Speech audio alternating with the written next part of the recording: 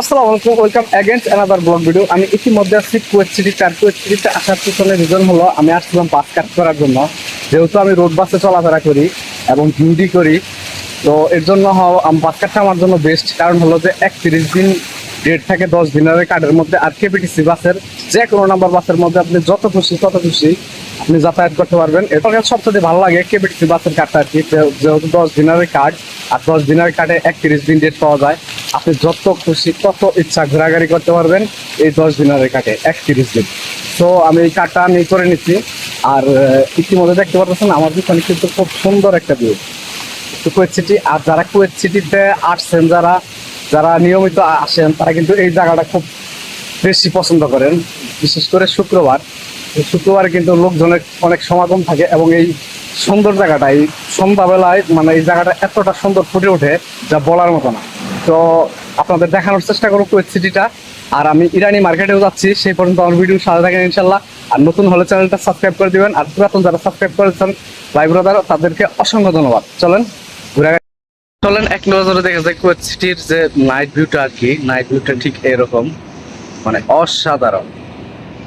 যারা শুক্রবারের ছুটিতে যারা আসে কুয়েত সিটিতে, এই জায়গাটার মধ্যে আসে 100% কনফার্ম।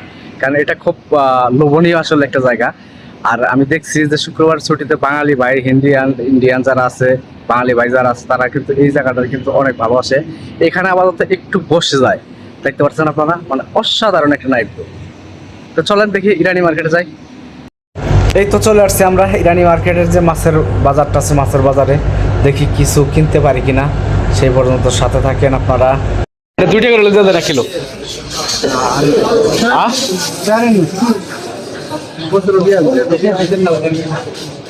2 টাকা করে দেন এটা 1 কিলো। আড়াই নেবেন। মাছটার সাইজটা মোটামুটি ভালো বড় আছে।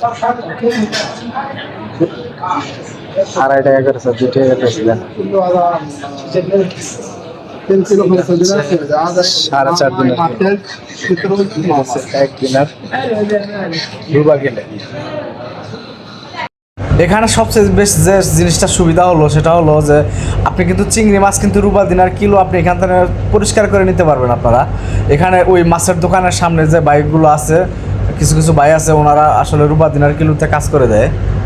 তো গেছিলাম হচ্ছে ইরানি মার্কেটে। আপনারা জানেন যে ইরানি মার্কেটে কিন্তু গোসের সাথে সাথে ভুড়ি, তারপরে হচ্ছে ওই কলিজা, এগুলো বিক্রি করে। তো আমি মাঝের মধ্যে আমি কিন্তু ভুড়ি পছন্দ করি, মাঝের মধ্যে ভুড়ি কিনে নেওয়া হয়।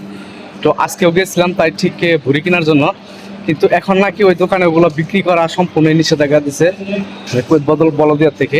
তো ওগুলো আর বিক্রি করতে পারবে না, শুধু একমাত্র গোছ, মানে শুধু গোছ বিক্রি করতে পারবে, তাছাড়া আর কোনো কিছু বিক্রি করতে পারবে না। তো আজকের মতো বিদায় নিচ্ছি, ইনশাল্লাহ দেখা হবে নতুন কোনো ভিডিওতে। সে পর্যন্ত ভালো থাকেন, সুস্থ থাকেন, সুন্দর থাকেন। আসসালামু আলাইকুম।